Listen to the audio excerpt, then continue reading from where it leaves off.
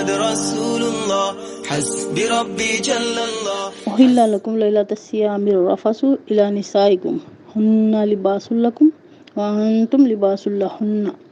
علم الله أنكم كنتم تختانون أنفسكم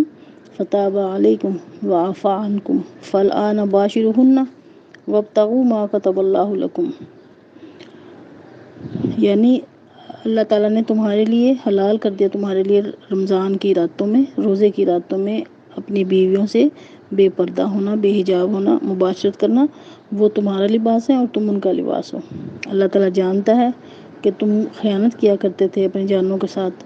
بس اس نے تم پر عنایت کی اور تمہیں معاف کیا. بس اب تم مباشرت کرو اور تلاش کرو جو لکھ دیا اللہ نے تمہارے لیے. تو ابتدائی اسلام میں اہل کتاب کی طرح، کل بھی بتایا تھا کہ اہل کتاب کی طرح سے مسلمانوں کو بھی روزے کے دنوں میں تھا کہ رات کے وقت سونے سے پہلے کھانے پینے کی اور بیویوں سے قربت کی اجازت تھی. لیکن اگر سو جاتے اور سونے کے بعد آنکھ کھلے تو پھر کھانا پینا اور بیویوں سے قربت کی اجازت جو نہیں تھی. تو اس چیز سے صحابہ کرام کو مشقت ہوئی. اور ایک صحابی کے بارے میں آتا ہے، بلکہ متعدد کے بارے میں اس طرح کے واقعات ہیں کہ ایک انصاری صحابی تھے، دن بھر انہوں نے روزہ رکھا، مزدوری کر کے شام کو واپس آئے ہیں تو افطار کے وقت گھر پہنچے، افطار کیا لیکن کھانے بھی تیار نہیں تھا. تو بیوی نے کہا کہ میں انتظام کر کے کچھ لاتی ہوں. تو جب وہ واپس آئیں تو یہ دن بھر کے تھکان کی وجہ سے سو چکے تھے. اب جب بیدار ہوئے تو کھانا بھی حرام ہو چکا تھا، یعنی کھانے کا ٹائم ختم ہو گیا تھا سونے کی وجہ سے. تو اس وقت انہوں نے اگلے دن کا روزہ ایسے ہی رکھ لیا. تو اگلے روز ضعف کی وجہ سے ان کی طبیعت بہت خراب ہوئی. جب نبی صلی اللہ علیہ وسلم کو اس بات کی اطلاع ملی اور ایسے ہی اور واقعات بھی ہوئے تو پھر اللہ تعالیٰ نے یہ آیت نازل کی کہ تمہارے لیے جو ہے بیویوں کے ساتھ اللہ تعالیٰ نے حلال کر دیا ہے. یعنی اب ساری رات جو ہے اگر تم سو بھی جاؤ، سو کے سحری سے پہلے اگر اٹھ کے تم کھا پی بھی سکتے ہو اور بیویوں سے مباشرت بھی کر سکتے ہو. یعنی وہ جو قید پہلے سے تھی اس قید کو ہٹا لیا کہ پہلے تمہارے لیے دقت تھی بات، تمہارے لیے پریشانی کی بات تھی اور تمہارے مشکل پیش آتی تھی، تو اللہ تعالیٰ نے تمہاری اس خیانت کی وجہ سے اور تمہاری پریشانی کی وجہ سے تمہیں درگزر بھی کیا اور تمہیں معاف کیا. تو اب تمہیں اجازت دی جاتی ہے کہ انسان اگر کھانا کھا کے رات کو سو جاتا ہے اور سحری سے پہلے روزے کا وقت شروع ہونے سے جو طلوع فجر سے ہوتا ہے اس سے پہلے وہ اور ساری رات جو ہے نا اس کے لیے کھانا پینا جائز ہو گیا اور مباشرت کرنا بھی. پھر فرمایا کہ فالآن باشروہن، بیویوں کے بارے میں فرمایا ہن لباس لکم وانتم لباس لہن، کہ وہ بیویاں جو ہیں وہ تمہارا لباس ہیں اور تم ان کا لباس ہو. تو میاں بیوی کو ایک دوسرے کا لباس فرمایا گیا، اس سے ان کے قریبی رشتے کو ظاہر کیا گیا کہ اللہ تعالیٰ کی اجازت اور حکم سے، اللہ تعالیٰ کی اجازت سے انہوں نے نکاح کیا ایجاب و قبول کے بعد اور اللہ تعالیٰ کے حکم سے انہیں یہ قرب حاصل ہوا. تو یہ لباس کی قرآنی تشبیہ جو ہے میاں بیوی میں کئی طرح سے موجود ہوتی ہے. مثلا ان کے آپس کے قریبی تعلقات، پھر یہ کہ ایک دوسرے کے محتاج ہیں جسمانی اعتبار سے، پھر ایک دوسرے کا قرب، ایک دوسرے کے لیے زیب و زینت، اطمینان اور سکون اور راحت اور آسائش کا موجب ہونا، اس لحاظ سے ان کو لباس قرار دیا کہ سب سے بڑھ کر یہ کہ ایک دوسرے کے انتہائی رازدار ہونے کے باوجود بھی پردہ پوشی کرنا، یعنی کہ اپنے راز رکھنا. تو اس کو اس لیے فرمایا کہ وہ تمہارا لباس ہے، تم ان کا لباس ہو. تو آگے فرمایا کہ فالآن باشروہن، تو اب تم ان سے مباشرت کرو، وابتغوا ما کتب اللہ لکم، تو تلاش کرو جو لکھ دیا اللہ نے تمہارے لیے. یعنی وہ جو پہلے قید تھی، افطاری کے بعد اگر آپ سو گئے اور سونے کے بعد رات میں اٹھے ہیں تو آپ کے لیے کھانا پینا اور مباشرت کرنا جائز نہیں تھا. تو اللہ تعالیٰ فرماتے ہیں کہ اب ان سے مباشرت کرو، یعنی اب یہ جو قید ہے ختم کی جاتی ہے اور تلاش کرو جو لکھ دیا اللہ نے تمہارے لیے. تو اس سے پتہ چلا کہ انسان اپنی جو ہے طبعی لذت تو حاصل کرتا ہی ہے اس عمل سے، تو لیکن اس کے ساتھ اللہ تعالیٰ نے فرمایا وابتغوا ما کتب اللہ لکم، لیکن بڑا مقصد جو ہونا چاہیے نا، اس کا اصل اور بڑا اور خاص مقصد جو ہے نا حصول اولاد اور افزائش نسل رکھا ہے کہ دل کے اندر لذت تو طبعی حاصل ہوگی لیکن اس کے ساتھ ساتھ تمہارے دل میں یہ بات ہونی چاہیے کہ اللہ تعالیٰ ہمیں اس کی وجہ سے اولاد نصیب فرمائے. وَكُلُوا وَاشْرَبُوا حَتَّى يَتَبَيَّنَ لَكُمُ الْخَيْطُ الْأَبْيَضُ مِنَ الْخَيْطِ الْأَسْوَدِ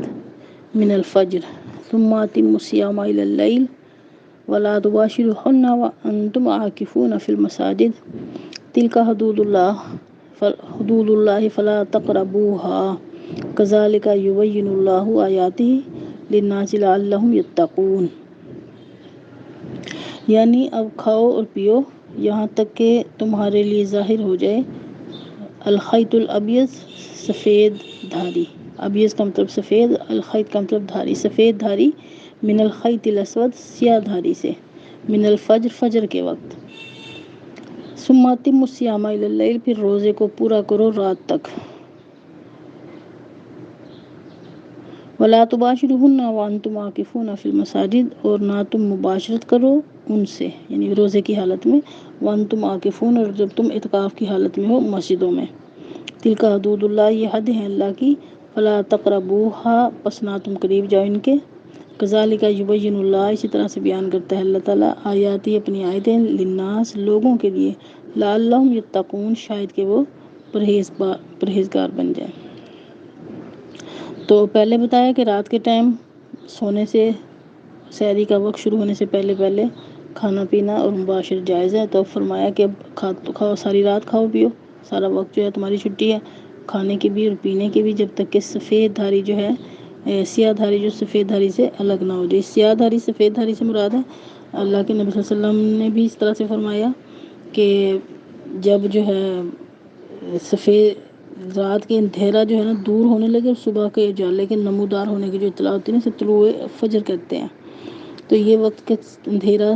چھٹنے لگے اور ان کے ایک لائن سی بنتی ہے سفید دھاری کی، سفیدی پھیلتی محسوس ہوتی ہے جسے طلوع فجر کہتے ہیں۔